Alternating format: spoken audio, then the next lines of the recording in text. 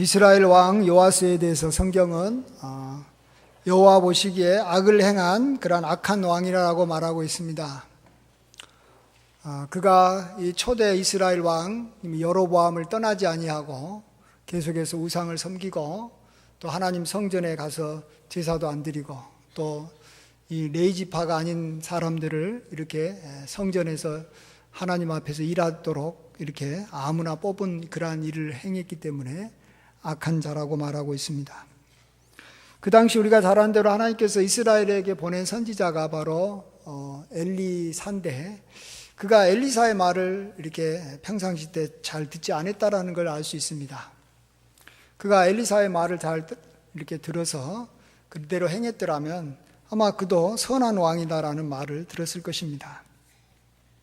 하지만은 그가 어쨌든 엘리사가 죽을 병이 들었다라는 소식을 들었을 때는 엘리사에게 찾아와서 정말로 얼굴에 눈물을 흘리면서 나의 아버지 이스라엘의 병거와 마병이여 하면서 정말 엘리사를 이렇게 바라보고 그가 죽어가는 것을 참 안타까워하는 것을 보게 됩니다. 이스라엘의 병거가 사라진다라는 것이죠.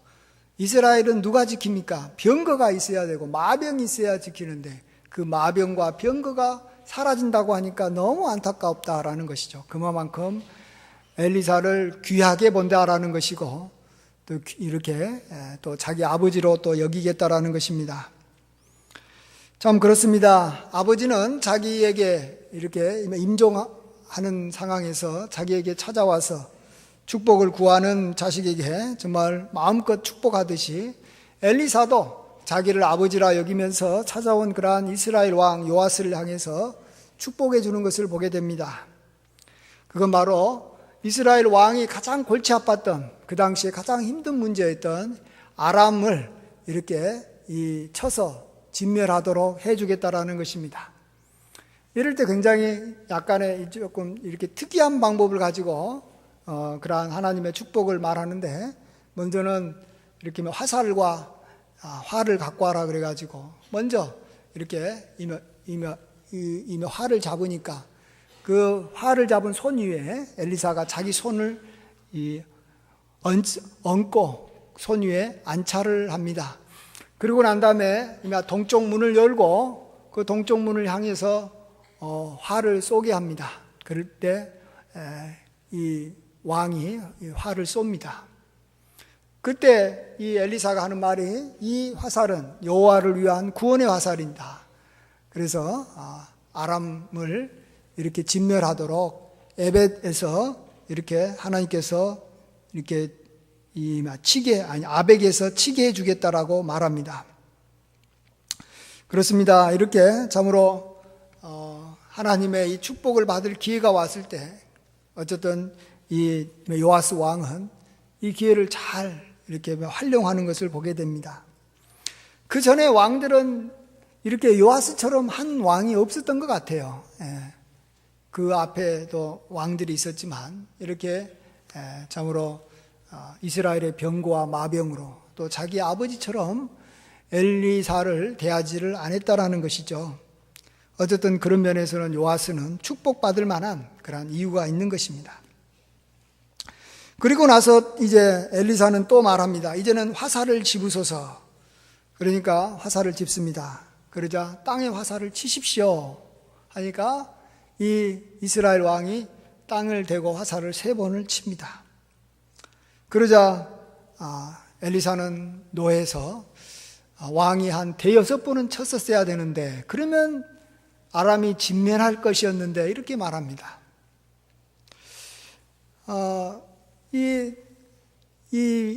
요아스라는 왕이 왜 3번만 쳤을까요? 자기가 생각했을 때는 한 3번만 치면 아람이 진멸될 거라고 생각했던 것 같습니다. 그러나 엘리사가 봤을 때는 3번 가지고는 완전한 진멸은 안 된다는 겁니다. 한 5번 싸워서 이겨야지만이 아람 군대가 완전히 항복하고 물러가는 것이지 3번 정도 하면 물러갔다가 또 다시 괴롭힐 수밖에 없다라는 것입니다. 이건 뭘 말합니까? 하나님께서 아람 군대를 이스라엘에게 보내서 괴롭힌 이유가 있습니다. 그것은 그들에게 죄가 이렇게 크다라는 것입니다. 그 죄를 깨닫고 그 죄에 따른 고통으로 아람 군대를 보낸데, 이 아람 군대를 자기가 봤을 때는 간단하게 한 3번 정도 이기면 끝날 걸로 알았다라는 것은 자기들이 지금 우상 숭배하고 하나님을 떠난 그 죄가 그렇게 심각한 죄라는 것을 몰랐다라는 것을 말해주고 있습니다. 어쨌든 간에 요아스는 이렇게 한편으로는 잘했습니다. 그렇지만 또 한편으로는 그가 이렇게 잘 못한 것이 있어서 아람을 완전히 진멸하지는 못한 것을 보게 됩니다. 오늘은 이마 스승의 날입니다. 우리에게도 세상을 가르쳐주는 스승도 있고요, 하나님의 말씀을 가르쳐주는 그러한 스승도 있습니다. 우리가 이 스승을 대할 때 우리는 이제 제자로서 스승을 귀히 여기는 것은 좋지만, 한 가지 우리가 확실하게 알아야 되는 것은, 내가 축복을 받고 배우는 데 있어서 스승의 역할이 크냐 제자의 역할이 크냐 할 때 여러분은 어느 쪽의 역할이 더 중요하다고 생각하십니까? 스승입니까? 배우는 사람 제자입니까? 우리는 좋은 스승 만나면 많이 배우겠다고 생각합니다. 맞습니다. 그렇지만 좋은 스승 밑에서 전혀 배우지 못하는 제자들 얼마나 많은지 모릅니다. 똑같은 학교에서 똑같은 선생님한테 1년 이상을 배웠어도 이 제대로 배운 학생이 있는가 하면 못 배우고 성적이 항상 꼴찌인 학생이 있습니다. 그건 누구 책임입니까? 꼴찌인 학생이 선생님 책임입니다. 선생님이 못 가르쳐서 그렇습니다. 그럴 때 선생님은 말합니다. 똑같이 나한테 배운 저 학생은 1등 했는데 왜 너는 꼴등했냐? 그럼 할 말이 없는 거예요. 그러면 그렇죠. 아이고, 다른 학교 선생님은 훨씬 더 잘 가르쳐가지고 다른 학교 이렇게 평균이 올라가는데 우리 학교는 평균이 떨어집니다. 그렇죠. 평균이 차이가 있습니다. 평균 차이는 몇 점 정도 납니까? 잘 가르치는 학생하고 선생님 밑에 있었던 학생하고 그 학급하고 평균은 2, 3점, 많아봤자 5점밖에 차이 안 납니다. 그러나 그 학급 내에서 똑같은 선생님한테 배운 학생들의 실력 차는 1등이 100점이면 꼴등은 10점, 5점밖에 안 됩니다. 90점 차이가 나는 겁니다. 이걸 봐서라도 우리가 알 수 있는 것은 선생에 의해서 결정되는 게 아니고 배우는 학생이 어떠한 자세를 갖고 있느냐에 따라서 많이 배울 것이냐 안 배울 거냐가 결정된다라는 것이죠. 맞습니까? 이것은요, 우리가 하나님의 말씀을 배울 때도 마찬가지입니다. 하나님의 말씀으로 인해 축복받을 때도 마찬가지입니다. 우리 많은 경우에 목사님이 훌륭한 목사님 만나면 정말 우리 교회도 부흥하고 내 신앙도 다 축복받겠다. 목사님한테 참 좋은 말인 것 같아도요, 우리 목사들은 자꾸 그 말 듣고 속아가지고 스스로가 힘든 길을 가는 것을 봅니다. 그렇지 않습니다. 씨 뿌리는 비유가 잘 말해줍니다. 여러분, 씨 뿌리는 비유 잘 아시죠? 예. 더 이상 제가 설명할 필요가 없을 정도로 잘 압니다. 밭은 3밭이 있었다. 길가밭이 있고 돌밭이 있고 가시떨기밭이 있고 좋은 밭이 있다. 근데 이 밭에 하나님의 말씀이 다 떨어졌는데 길가밭이나 돌밭이나 가시밭에서는 아무것도 결실을 못하고 오직 좋은 밭에서만 100배, 60배, 30배로 결실했다. 이 내용입니다. 여러분 하나 알아야 됩니다. 좋은 씨는요, 절대로 나쁜 밭에서는 못 자란다라는 것을 아셔야 됩니다. 곡식은 기름진 땅에서만 자랍니다. 하나님의 말씀은 항상 우리에게는 천국 말씀이고요, 생명의 말씀이고요, 능력의 말씀입니다.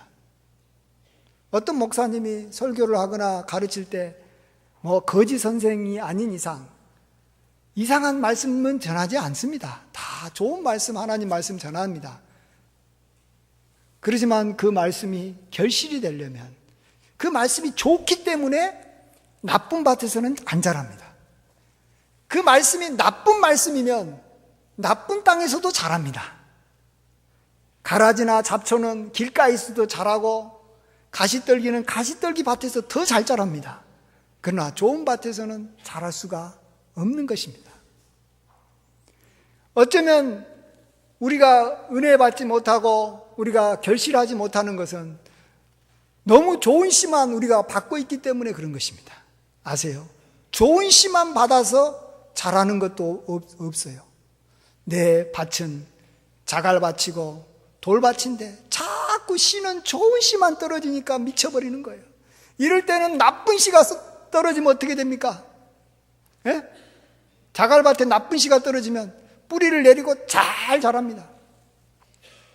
제가 얼마 전에 이 인터넷을 우연히 보다가 이 다움이라는 이 통합 검색 창에 들어갔는데 거기에 조그마한 창에 어떤 이 한의사라고 하는 사람이 나와가지고 교회에서 무슨 이렇게 간증하는 내용이 나오더라고요. 뭔가 궁금해서 좀 이렇게 좀 소리가 나길래 들어봤는데 얼굴도 조그맣게 나오지만 이런 내용이에요. 자기는 어릴 때부터 교회 생활을 오랫동안 했고 교회에서도 안수집사도 하고 뭣도 하고 뭐 여러 가지 봉사도 많이 하고 했는데 교회에서는 아무런 은혜도 못 받고 말씀도 안 좋고 뭐 힘들게 살고 다 그러다가 제가 어느 사람의 초청을 받아가지고 어떤 목사님한테 말씀을 들으니까 그다음부터는 그 목사님의 말씀이 너무너무 은혜로워서 결국은 뭡니까? 여러분도 제가 초대하는 곳으로 함께 가보시면 어떻겠습니까? 정말로 그는 진심으로 그렇게 말합니다. 그 밑에는 뭔가 보니까 박옥수 목사 세미나 이런 게 있더라고요. 박옥수 목사 세미나에 참석해라는 거예요. 여러분, 이 사람이 거짓말할 것 같습니까? 진짜로 말할 것 같습니까? 자기 마음으로는 진짜로 말하는 겁니다. 그러면 여러분이나 저는 어떻게 해야 될 것 같아요? 가야죠. 여기서는 은혜가 별로 안 되는데 그쪽 가니까 은혜가 된다고 그러니까 가야 되지 않습니까? 여러분, 그런 말을 들을 때 어떻게 반박하겠습니까? 저는 그 사람이 교회 생활을 1, 2년 했다면 그 사람의 말이 맞을 수도 있을지도 몰라요. 근데 그 사람은 1, 2년 한 게 아니더라고. 한 20년 이상 교회 생활을 했더라고요. 그런데 교회 생활을 하면서는 은혜가 하나도 안 됐다라는 거예요. 이건 뭘 말합니까? 그의 마음밭이 완전히 돌밭이다라는 겁니다. 왜 그러냐 하면 그가 다녔던 교회가 만일 문제가 있다면 사라졌을 텐데 아마 그가 다니는 교회는 사라지지 않았던 것 같아요. 그 말은 뭐냐 그러면 그와 같이 예배드렸던 어떤 사람들은 은혜 받으면서도 교회 생활 잘했다라는 거예요.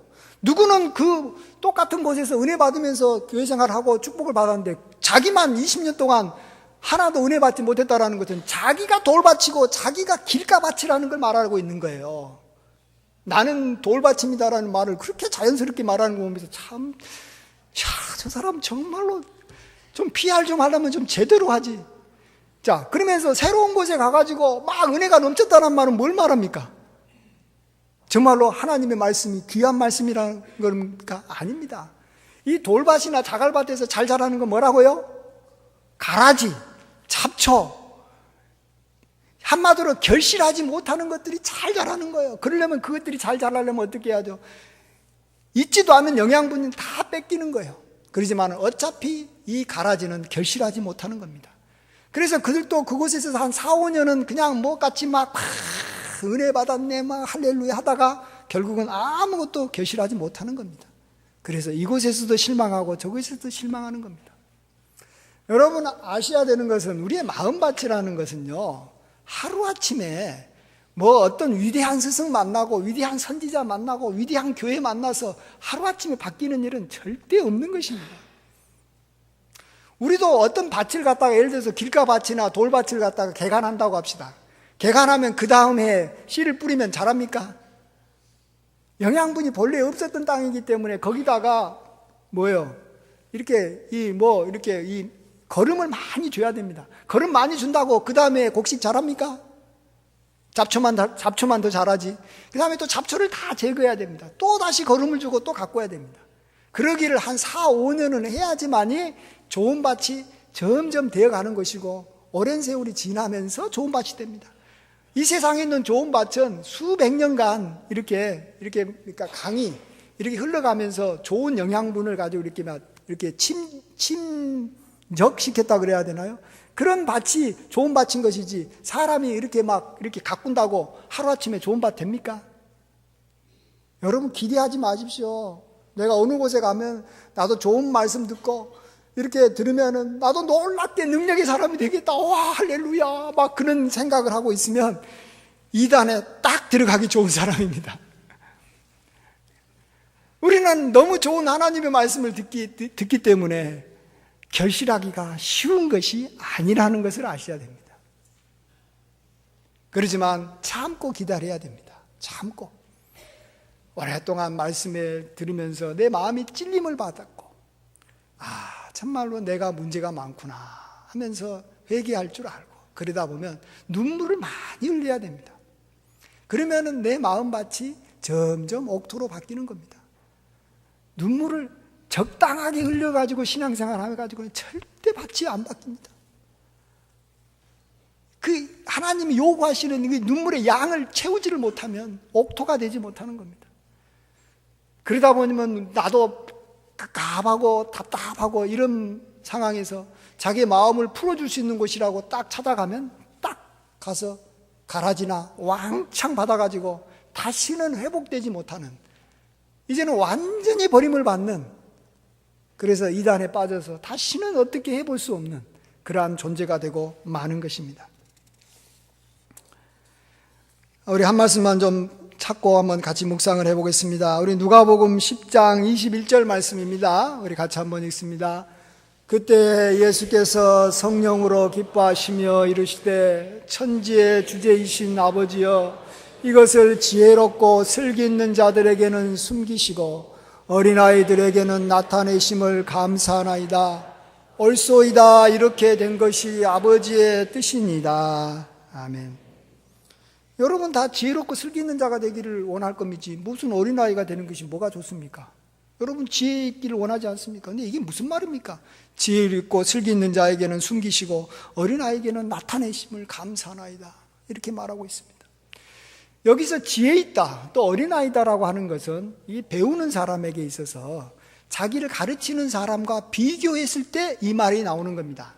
그러니까 자기를 가르치는 스승보다 자기가 지혜 있고 슬기롭다 그러면 배우겠습니까? 안 배우겠습니까? 그가 하는 말이 내 마음에 들어오겠습니까? 안 들어오겠습니까? 안 들어오죠. 그러니까 지혜롭고 슬기 있는 자에게는 하나님께서는 숨겨버리신다라는 겁니다. 어떤 것도 깨달음이 없는 것입니다. 그런데 어떤 사람은 자기는 아이예요. 아이는 어른들이 하는 말은 무조건 따라가게 돼 있습니다.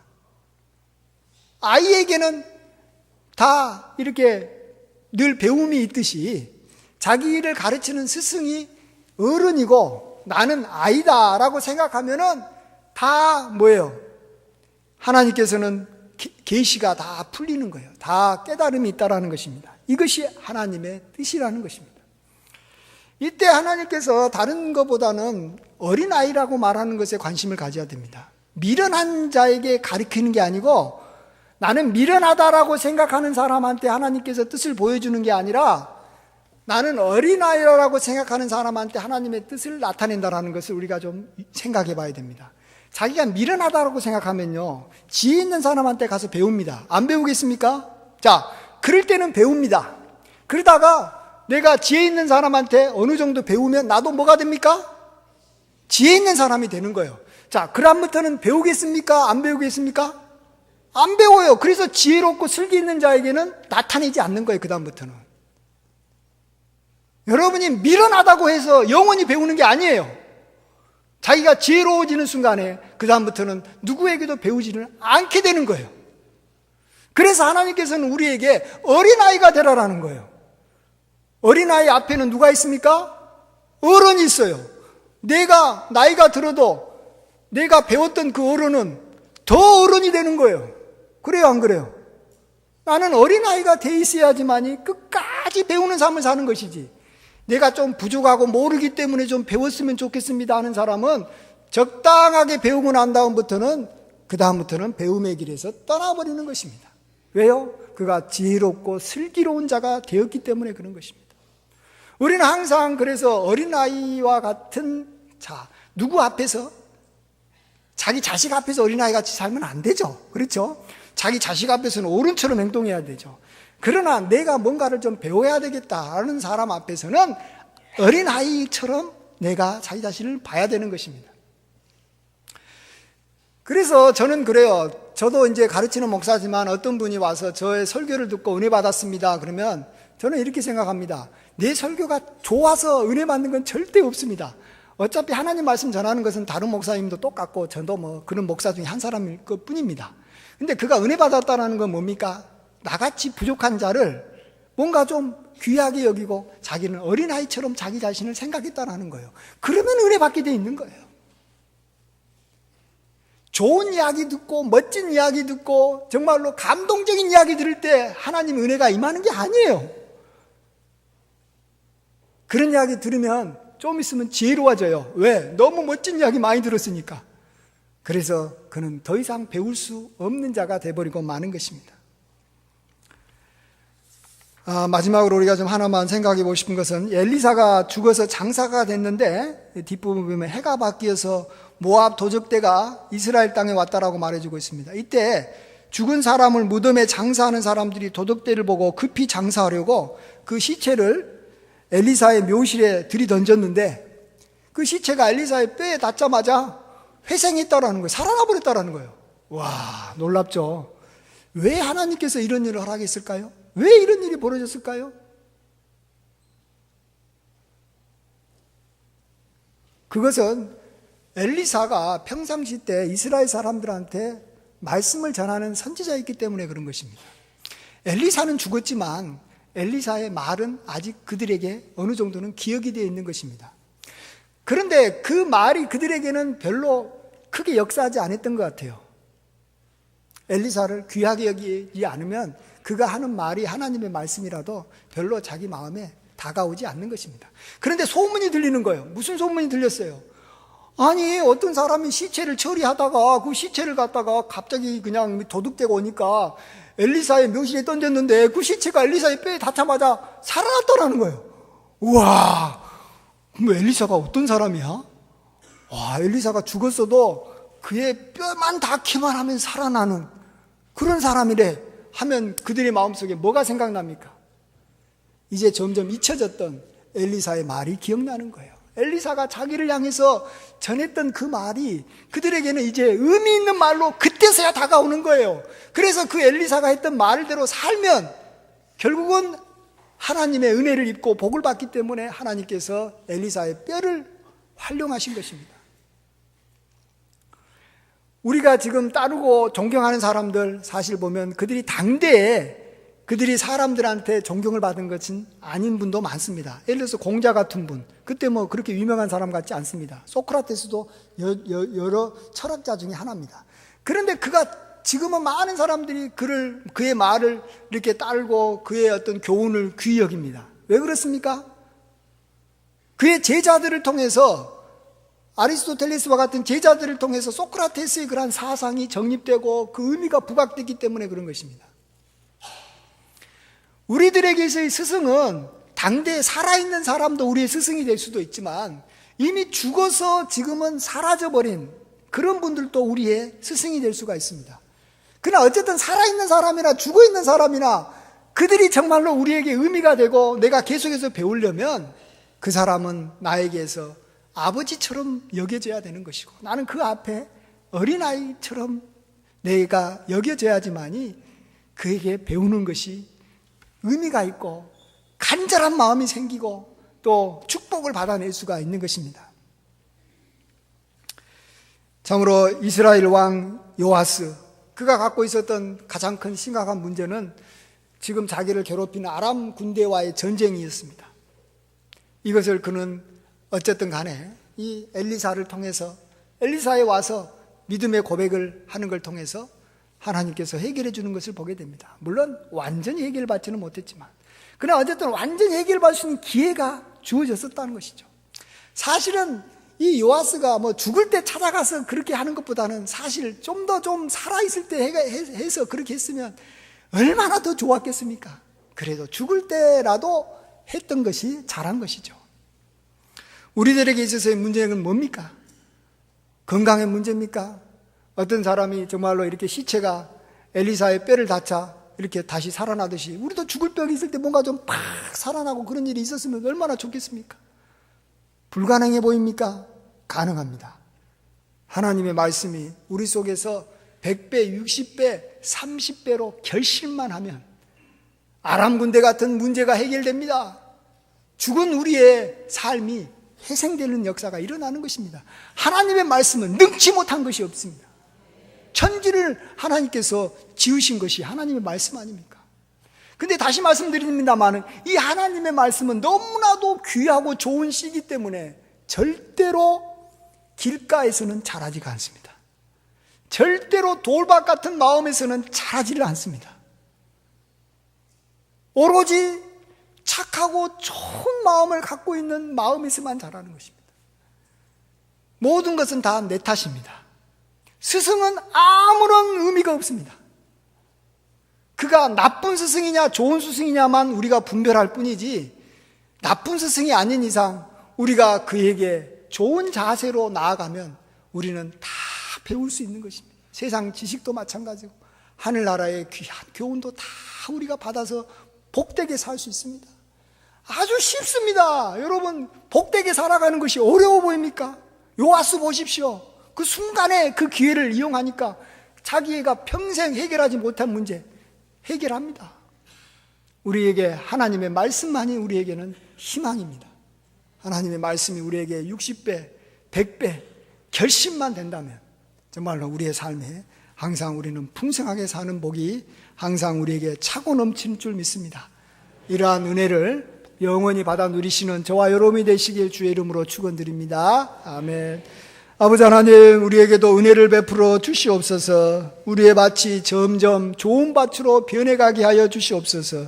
눈물에 정말로 회개의 기도를 많이 드리게 해주시고, 아버지 하나님, 우리가 간절한 마음으로 사슴이 시냇물을 찾기에 간절한 것처럼 하나님 말씀을 찾게 도와주시고, 아버지, 어린아이가 어른들로부터 하나라도 더 배우고 싶어하는 그러한 자세로 우리가 하나님의 말씀을 듣게 하여 주셔서 우리의 마음밭도 점점 좋은 밭이 돼서 아버지여 결실하는 인생 되게 하여 주시옵소서. 거두는 인생 되게 축복하여 주시옵소서. 예수님의 귀하신 이름으로 기도하옵나이다. 아멘.